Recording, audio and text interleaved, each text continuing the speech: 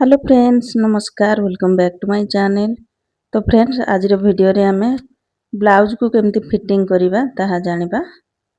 तो फ्रेंड्स देखंतु एठी आपण बैक साइड आ फ्रंट साइड को रेडी करिकी आ तार कांध मध्ये एठी जॉइंट करनी जिवे। देखंतु मोर एठी जॉइंट हे जायछि बैक आ फ्रंट को मु एकाठी जॉइंट करनी जायछि। तो एबे कोन करिबा ना एबे देखंतु एमती एकाठी करिकी रखिबा आमर बैक साइड आ फ्रंट साइड को देखंतु ए आमर अंटा साइड को बराबर करिबा करिकी रखिला परे आमर काख साइड ए जो आर्म होल साइड को एठी आपनकर कपड़ा आगो पछ थिले एठी आगो कटिंग करिकी शेप करनी जिवे। तो फ्रेंड्स एटा हाथ लगेबा पूर्वरु निहाती करिबा नहले आमर जते बेले हाथ लगेकी फिटिंग करिबा ना सिलेई आमर काख तळर सिलेईटा आगो पछ पड़िबो।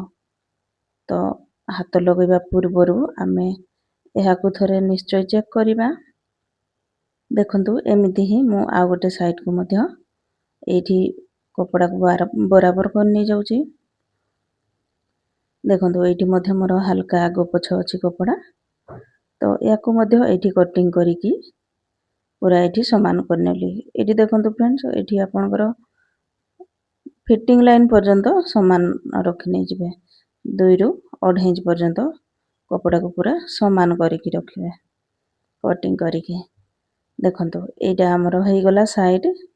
एबे कोन करिबा ना हमर कांध साइड रे मध्य कपड़ा एमती हल्का आगो पछ थिबो तो ताकू मध्य एठी कटिंग करिकी आ समान कर नै जिबा। देखंतु एमती कटिंग कर देकी पूरा समान कर दबा। तो एतिकी काम आमे हाथ लगेबा पूर्वरु निहाती करिबा ब्लाउज रे। देखंतु गोटे साइड मोर कांध को भी एठी मु शेप देई नेली। एमिति ही आ गोटे साइड रो कांध को मध्य एठी लगेई नै जिबा कट। देखंतु देखंतु एटा हमर बराबर हे गला। एतिकी काम कला परे एबे आमे नै आसीबा हाथ को। तो फ्रेंड्स एठी मु कंप्लीट करि नेछि ब्लाउज खाली एठी फिटिंग आमे जानिबा। तो देखंतु एठी हाथ को मध्य मु सिलाई कर नै जाइछि। आ एठी प्रथमे गोटे आमे मझिरे कोट लगै नबा आ एठी हाथ को मध्य हमर एठी 2 रु 1.5 इंच पर्यंत फिटिंग लाइन साइड को आमे एठी कटिंग करिकी समान कर नै जिबा। देखंतु एटा हमर गोटे हाथ एठी कटिंग कर नै गली। एमिति ही आ गोटे हाथ को मध्य एठी तार शेप देई दबा। देखंतु हाथर फ्रंट साइड रो कटिंग मध्य मु एठी कर नैछि। देखंतु याकू भी एठी कटिंग कर नेबा। तो आपण माने एतिकी काम जदि करि नै जिवे ब्लाउज रे हाथ लगेबा पूर्वरु ताहले आपनकर ब्लाउज फिटिंग करिबारे कोनोसी भी प्रॉब्लम आसीबनी। देखंतु एटा जो हमर कोट लागिछि फ्रंट साइड कोट एटा जेमती हमर ब्लाउज लगेला बेलकू ब्लाउज रो आगो फ्रंट साइड आडको आसीबो ताकू ध्यान रे रखिकी एठी स्लीव को अटैच करिबा। तो देखंतु एठी हाथ रे गोटे कोट लागिछि आ हमर ब्लाउज रो कांध पूरा मिडिल करिकी रखिला परे एमती चेक कर नै जिबा। देखंतु तो एठी मोर एटा आसुची बराबर हाथ। तो मु एठू ही सिलाई कर नै जाउची। तो आपण चाहिले एठी से मझिरु ही सिलाई करिकी नै आसी परिबे। सेमती करले भी हबो आ एमती चेक करिकी एमती ताको सिलाई पके देले भी चलिबो। देखंतु देखंतु हाथ को एमती साइज करिकी रखिबा। आ देखंतु एठी हमर कांधर जो एक्स्ट्रा कपड़ा जॉइंट हेइतबो एक्स्ट्रा कपड़ा ताकू बैक साइड आडको देबा आ एठी सिलाई करिबा हल्का हाथ रे ताकू बहुत लंबा सिलाई पकेबानी साइज करिकी धरिबा आ 2 इंच रु 1.5 इंच साइज करिकी धरला परे ताकू सिलाई करिबा। एमती करिकी हाथ को आमे पूरा जॉइंट कर नै जिबा। आ एठी मु हाथ रे गोटे डबल सिलाई पके नै जाउची। ଦେଖନ୍ତୁ ଏଇଟା ଆମର ଗୋଟେ ହାତ ଲାଗିଯାଇଛି। ଦେଖନ୍ତୁ ଏଇଠି ଆମର ଗୋଟେ ହାତ ଲାଗିଛି। ଏବେ ଆମେ ଆଉ ଗୋଟେ ହାତକୁ ମଧ୍ୟ ଏଠି ଲଗେଇ ନେଇଯିବା।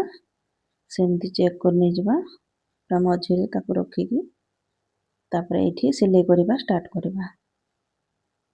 ଦେଖନ୍ତୁ ଏମିତି 2 ଇଞ୍ଚ ପର୍ଯ୍ୟନ୍ତ କପଡ଼ାକୁ ସାଇଜ କରିକି ଧରିବା ଆଉ ତାକୁ ସିଲେଇ କରିବା। ଦେଖନ୍ତୁ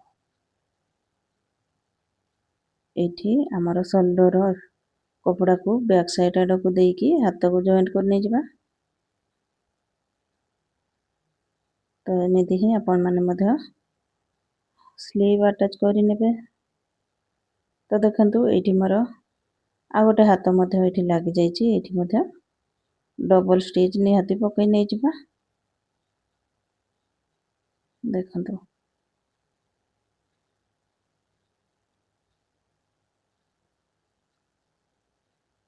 ତ ଏଇଠି ସିଲେଇ ହେଇଯାଇଛି। ଏବେ ଆମେ ଫିଟିଙ୍ଗ ପାଇଁ ମାର୍କ କରିବା। ଦେଖନ୍ତୁ ଏଇଠି ଆମର ବ୍ୟାକ୍ ସାଇଡ୍ଟା ଏଇଟା, ୟାକୁ ଦେଖନ୍ତୁ ଏମିତି ମୁଁ ଡବଲ ଫୋଲ୍ଡ କରି ନେଇଗଲି। ଏବେ ଆମର ଅଣ୍ଟା ମାପ ଯାହା ଥିବ ଏଇଠି ଆମେ ମାପ କରି ନେଇଯିବା। ଏଇଠି ମୋର ଅଛି 8 ଇଞ୍ଚର, 32 ଇଞ୍ଚର ଅଣ୍ଟା ଅଛି। ତାର 4th ପାର୍ଟ ହେଲା 8 ହେଇଯିବ। ଏଇଠି ମୁଁ ମାର୍କ କରିଦେଲି ବ୍ୟାକ୍ ସାଇଡ୍ରେ 2 ସାଇଡ୍। ଏବେ ଆମେ ଏ ଫ୍ରଣ୍ଟ ପାର୍ଟକୁ ମାର୍କ କରିବା। ଏଇଠି ଛାତି ଅଛି ଆମର। ଏଇଠି ଦେଖନ୍ତୁ ପୁରା ଲାଷ୍ଟରୁ ଏଇଠି ମାପ କରିବାନି। ଏଇଠି ଆମେ ଆମର ଆଇ ପଟିକୁ ଛାଡ଼ିକି ମାର୍କ କରିବା। ଏଇଠି ଆପଣଙ୍କର ଛାତି ଯାହା ଥିବ ନେଇଯିବେ, ଆଉ ଏଇଠି ଅଣ୍ଟା ଯାହା ଥିବ ମାର୍କ କରି ନେଇଯିବେ। ଏଇଟା ଛାତି ଅଛି ଏଇଠି ମୋର 9.5 ଇଞ୍ଚ। ଏବେ ୟାକୁ ମୁଁ ଲାଇନ୍ ଟାଣିକି ଏଇଠି ମିଶେଇ ନେଇଗଲି। ଏମିତି ହିଁ ଏପଟ ସାଇଡ୍କୁ ମଧ୍ୟ ମାର୍କ କରିବା। ଏଇଟା ଦେଖନ୍ତୁ ଫ୍ରେଣ୍ଡସ୍, ଏଇଟା ଆମର ହୁକ୍ ସାଇଡ୍, ହୁକ୍ ପଟେ, ହୁକ୍ ପଟି ପୁରା ଲାଷ୍ଟ ଏଇଠୁ ଆମେ ମାର୍କ କରିବା। ଏଇଠି ଦେଖନ୍ତୁ ଛାତି ମାପ କରିବା। ଏଇଠି ମୋର 9.5 ଇଞ୍ଚ ଅଛି। ଆଉ ଅଣ୍ଟା ଅଛି ଏଇଠି 8 ଇଞ୍ଚର। ଆଇ ପଟିକୁ ଛାଡ଼ିକି ମାର୍କ କରିବା, ଆଉ ହୁକ୍ ପଟିକୁ ତାକୁ ମିଶେଇକି ମାର୍କ କରିବା। ୟାକୁ ମଧ୍ୟ ଗୋଟେ ମୁଁ ଲାଇନ୍ ଟାଣି ନେଇଗଲି। ଏବେ ଦେଖନ୍ତୁ, ଏବେ ଆମେ ଏଇଠି ଫିଟିଙ୍ଗ ଲଗେଇବା। ଦେଖନ୍ତୁ ଦିଟା ପାର୍ଟକୁ ଏଇଠି ଏକାଠି କରି ରଖିବା। ତାପରେ ବ୍ୟାକ୍ ସାଇଡ୍ରେ ବି ଆମେ ମାର୍କ କରିଛନ୍ତି, ଆଉ ଫ୍ରଣ୍ଟ ସାଇଡ୍ରେ ବି ମାର୍କ କରିଛନ୍ତି। ତାକୁ ଏମିତି ଏକାଠି କରିକି ରଖିଲା ପରେ ଦେଖନ୍ତୁ ଏମିତି ବରାବର କରିକି ରଖି ନେଇଯିବା ପ୍ରଥମେ। ତାପରେ ଏଇଠି ସିଲେଇକୁ ପକେଇ ନେଇଯିବା। ଦେଖନ୍ତୁ ପ୍ରଥମେ ଏଇଠି ଡବଲ ଷ୍ଟିଚ୍ ପକେଇ ନେଇଯିବା। ତାପରେ ଦେଖନ୍ତୁ ଏଇଠି ତ ଆମର ମାର୍କ ହେଇଯାଇଛି। ସେ ମାର୍କ ଉପରେ ତାକୁ ସିଲେଇ ପକେଇ ନେଇଯିବା। ଦେଖନ୍ତୁ ଫ୍ରେଣ୍ଡସ୍, ଏଇଠି ଆମର ହାତ 6.5 ଇଞ୍ଚ ଅଛି। ତାକୁ ମଧ୍ୟ ମାର୍କ କରିକି ଏଇଠି ସିଧା ସିଲେଇ ନେଇ ଆସିବା। ଦେଖନ୍ତୁ ଏଇଠି ମଧ୍ୟ ଡବଲ ଷ୍ଟିଚ୍ ପକେଇ ନେଇଯିବା। ଦେଖନ୍ତୁ ଏଇଟା ଆମର ଗୋଟେ ସିଲେଇ ପଡ଼ିଲା। ଏମିତି ହିଁ ଆମେ ସାଇଡ୍ରେ ଆଉ ଗୋଟେ କି ଦିଟା ସିଲେଇ ପକେଇ ଦେଇଥିବା। ଦେଖନ୍ତୁ ଏଇଠି ମୁଁ ଆଉ ଗୋଟେ ସିଲେଇ ପକେଇ ନେଇଗଲି। ଏବେ ଦେଖନ୍ତୁ ସାଇଡ୍ର ଆମର ଏକ୍ସଟ୍ରା କପଡ଼ାକୁ ମୁଁ ଭିତର ସାଇଡ୍କୁ ଏଇଠି ଫୋଲ୍ଡ କରିଦେଇକି ଏଇଟାକୁ ସିଲେଇ କରି ନେଇଯାଉଛି। ଦେଖନ୍ତୁ ଏମିତି ଖୋଲା ଛାଡ଼ିଦେଲେ ନା ସେ କପଡ଼ା ସାଇଡ୍ରୁ ଆମର ସୂତା ବହୁତ ବାହାରିବ। ତାକୁ ଏମିତି ହାଲକା ଭିତର ସାଇଡ୍କୁ କରିଦେଇକି ସିଲେଇ କରିପାରିବେ। ନଚେତ୍ ଆପଣଙ୍କର ଯଦି ଅଛି ଓଭରଲକ୍ ମେସିନ୍, ଓଭରଲକ୍ ମଧ୍ୟ କରିପାରିବେ। ଏଇଠି ମଧ୍ୟ ଦେଖନ୍ତୁ ମୁଁ ମାର୍କ କରି ନେଇଗଲି ଆମର ମହୁରୀ ଯାହା ଅଛି, ଆଉ ତାକୁ ମିଶେଇ ନେଇଗଲି ଆମର ଫିଟିଙ୍ଗ ଲାଇନ୍ ସହିତ। ଏବେ ଏଇଠି ମଧ୍ୟ ସିଧା ସିଲେଇ ପକେଇ ନେଇଯିବା।